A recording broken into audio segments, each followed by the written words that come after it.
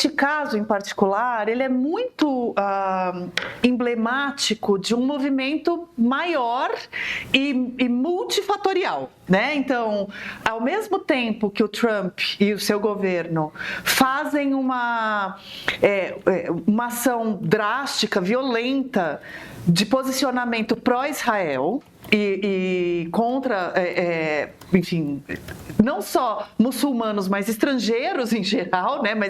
Então, por isso que eu falo multifatorial, porque vai juntando um monte de mensagens numa ação só, né? Então, é uma mensagem contra os muçulmanos, contra a manifestação pró-Palestina, a favor de Israel, mas mais do que de Israel, do Netanyahu e da guerra, da forma como o Netanyahu está conduzindo essa guerra.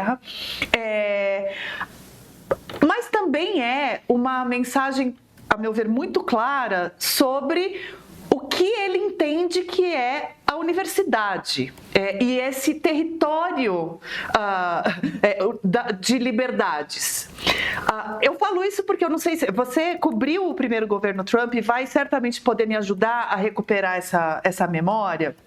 Mas eu acho que tem um contexto que a gente não pode ignorar, que é o fato de que o campo de batalha da guerra cultural, e a guerra cultural é o que move muito da ideologia trumpista, da ideologia do Steve Bannon, da ideologia olavista, que é tudo, né, parte de um caldo só. O campo de batalha central dessa guerra cultural ideológica é a universidade, ou pelo menos o mais simbólico deles, da mesma forma que são as escolas. E o Trump está num movimento muito decisivo de transformar o jeito que os Estados Unidos entendem educação e entendem os espaços de educação. Então, tem um movimento muito forte de homeschooling, tem um movimento de dizer que as universidades são um espaço dominado pelo marxismo cultural, que é esse termo mesmo, tá, gente? O Trump não é só a piada do Olavo de Carvalho, não. O Trump usou este termo em campanha, né? Na campanha presidencial.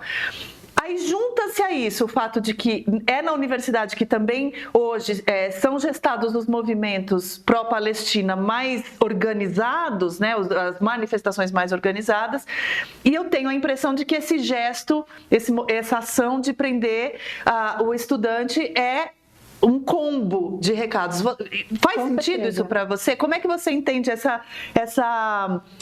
esse combo? Com certeza, Flávia, ele se insere nesse contexto muito maior. Você mencionou a questão de como ele está encarando as escolas e não só as universidades. Há um dilema central agora no governo Trump, que ele prometeu desmantelar o Departamento de Educação, que é como se fosse o Ministério de Educação deles. Mas, ao mesmo tempo, ele precisa desse departamento justamente para conseguir operacionalizar essa ideia de que as escolas têm que ter um papel nessa consolidação de uma agenda conservadora. Então, agora ele está em meio a esse cenário também com relação às escolas. E as universidades, especialmente essas universidades que são universidades de ponta mundiais, que estão em cidades, em redutos aí progressistas também, a gente está falando de Harvard, de Columbia, de Georgetown, elas estão na mira dessa mensagem que o Trump quer passar com essa detenção e com a promessa de outras detenções, porque ele falou, é só a primeira de muitas que virão, e elas já estão sentindo, na verdade, na carne, os efeitos dessa nova maneira de enxergar esses locais, essas instituições, com o corte de verbas. Né? Então, ele usa, de certa maneira, essa questão do discurso de que há uma violação, há uma ordem executiva de combate ao antissemitismo, etc., para deixar de destinar recursos a essas instituições, que são instituições da sociedade civil, vistas também como um freio institucional ao governo Trump, porque estão ali produzindo conhecimento e servindo de barreira, muitas vezes, seja em manifestações, seja em produção acadêmica, seja em palestras feitas ao redor do mundo pelos professores, ao governo Trump e ao que ele tem defendido. Agora, eu sei que o Pedro vai ter bastante a dizer sobre isso, eu já estou vendo que o nosso chat já começou também a esquentar com tudo isso, mas eu queria insistir um pouquinho mais nessa ideia, nesse argumento, porque o Bannon, o ano passado, então no auge da campanha do Trump, fez uma reunião com conservadores de Harvard, então tem um corpo de conservadores nas universidades também, que é fato, é verdade, foi minoritário por muitos anos em termos de espaço nos debates, nas conversas. Isso é verdade no Brasil, isso é verdade lá. As universidades de elite tendem a ter um corpo acadêmico e de alunos mais progressista, e tenderam a isso por muito tempo. E de uns anos para cá vem se fortalecendo o corpo mais conservador. Aí ele então reuniu aí em um debate alguns desses representantes mais conservadores de Harvard, do corpo de alunos, e para dizer então, olha, frases do tipo: a gente tem que invadir esse tipo de instituição de elite e devolvê-los a uma mentalidade de meritocracia, que é parte muito forte da ideologia reacionária do Bannon. Muito bem. Como que ele imagina que isso pode acontecer? Cortando esses fundos. Então, você tira a grana e força, de uma forma indireta, né, essas instituições a se remodelarem. Aí, os moderadores do corpo conservador dos alunos começaram a pegar perguntas da audiência. Eu estou contando esse episódio porque eu sei que o termo guerra cultural soa completamente quase uma piada, né? Mas não, as coisas carregam muito mais do que as ações parecem entregar. Uma das perguntas que chegaram para os moderadores foi: o quão importante é para a América, né, para os Estados Unidos, manterem a maioria branca nas universidades em nome de sua coesão e de seu sucesso? E os moderadores riram e admitiram que sim, que era importante que tivesse uma predominância branca, não uma unanimidade branca. Bem, eu estou falando isso porque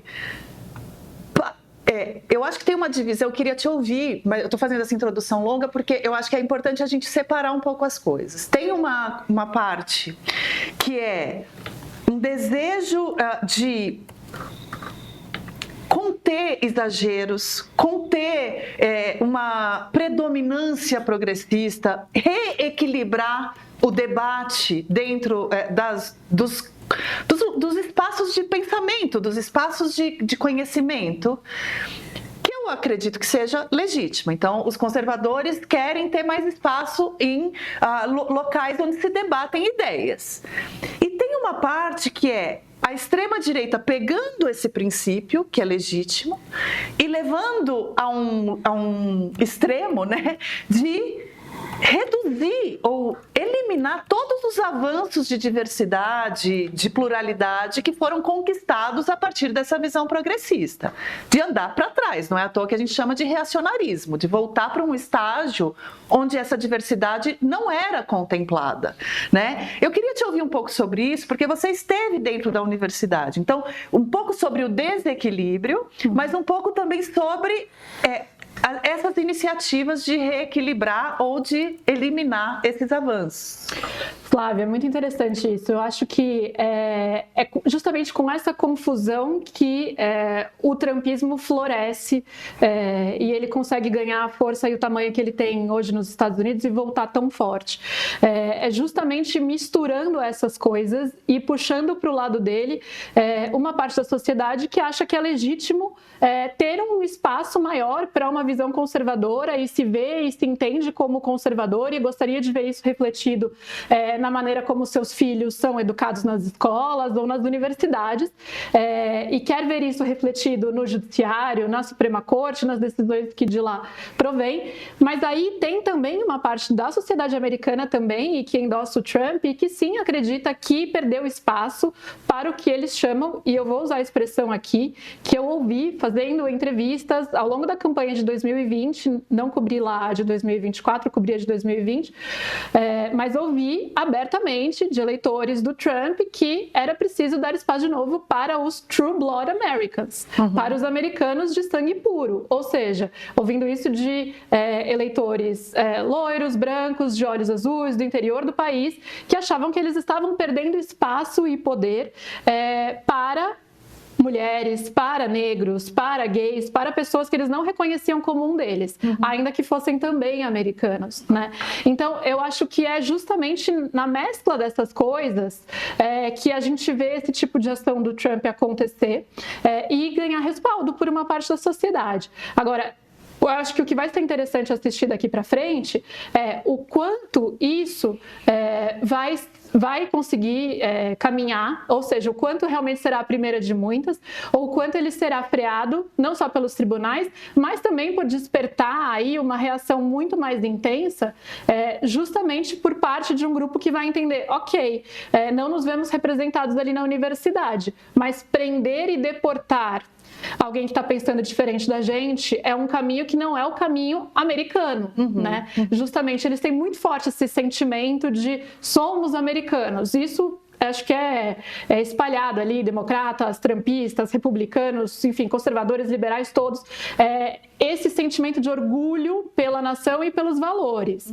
E aí o Trump ele fica brincando com o limite, com as distorções desses valores, né, de certa maneira, para conseguir reverter em defesa de uma agenda que sim, como você mencionou, é defendida por essa ala mais radical, a qual está junto do Trump agora neste segundo mandato, de exclusão de minorias. Então, não é à toa que o primeiro alvo, né, não é um True Blood American, né? Muito pelo contrário. Então, assim, há, por exemplo, integrantes dos movimentos nas universidades americanas pró-Palestina, que são americanos nascidos nos Estados Unidos, filhos de americanos. Não foi um desses líderes que esteve na mira do Trump em sua primeira ação.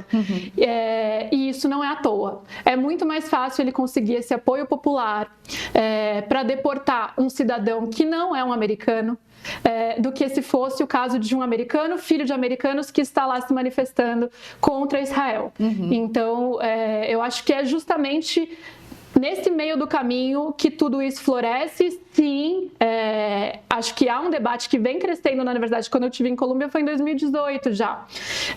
Já havia esse debate de dar mais espaço aos conservadores. Eu tive colegas republicanos em sala que às vezes compartilhavam que não se sentiam confortáveis de colocar as opiniões ou de se declarar republicano, justamente porque era um ambiente de maioria democrata, mas eu acho que já era um movimento ali um pouco de virada, de certa maneira. Então, há esse debate legítimo a ser feito, mas a forma de lidar com isso não é você levar para a prisão e deportar e tirar do país alguém que pensa diferente, que está se manifestando de maneira diferente, dizer que vai fazer isso com todos, para que haja no mínimo uma autocensura, e uma autocensura por parte das universidades também, que aí, diante da falta de verba, vão ter que começar, como você disse, a remodelar a sua maneira de ensino e vão se ver tendo que limitar a entrada de alunos, porque não tem verba para todo mundo, para todas as pesquisas, e aí qual pesquisa vai ser beneficiada?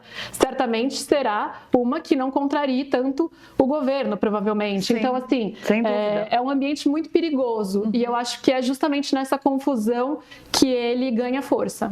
Eu vou devolver lá para o Rio, só queria reforçar, não sei se o Pedro e a Luísa Pirce se aqui no nosso chat tem comentários sobre isso, mas eu acho muito interessante essa escolha da educação como realmente o campo de batalha, né? Eu não sei se vocês se lembram, eu cobri muito de perto, em 2017, aqui no Brasil, a gente teve aquele episódio do Queer Museu, que era uma exposição, não era um ambiente educacional, era uma exposição do Santander e tal. Mas o que motivou aquela grita foi o pessoal do MBL. E o MBL tinha e tem ainda, né, como uma de suas principais bandeiras, a escola sem partido.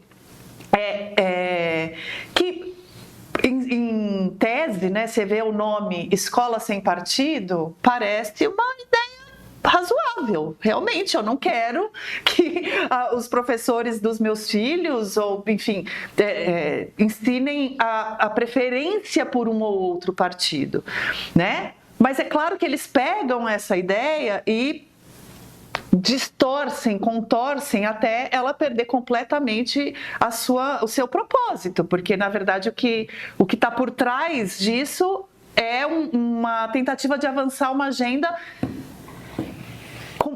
única. E não havia nada mais só de outro partido. É só outro partido, não é sem partido, né? Mas pelo menos foi isso que eu sempre apurei nas minhas reportagens. Assim, você vai ouvir de perto as pessoas que estão com essa agenda. Eles pegam um caso extremo de identitarismo e transformam isso em tudo que está acontecendo dentro das universidades e das escolas para avançar uma agenda que é o oposto da diversidade. Enfim, nós estamos num buraco, Pedro.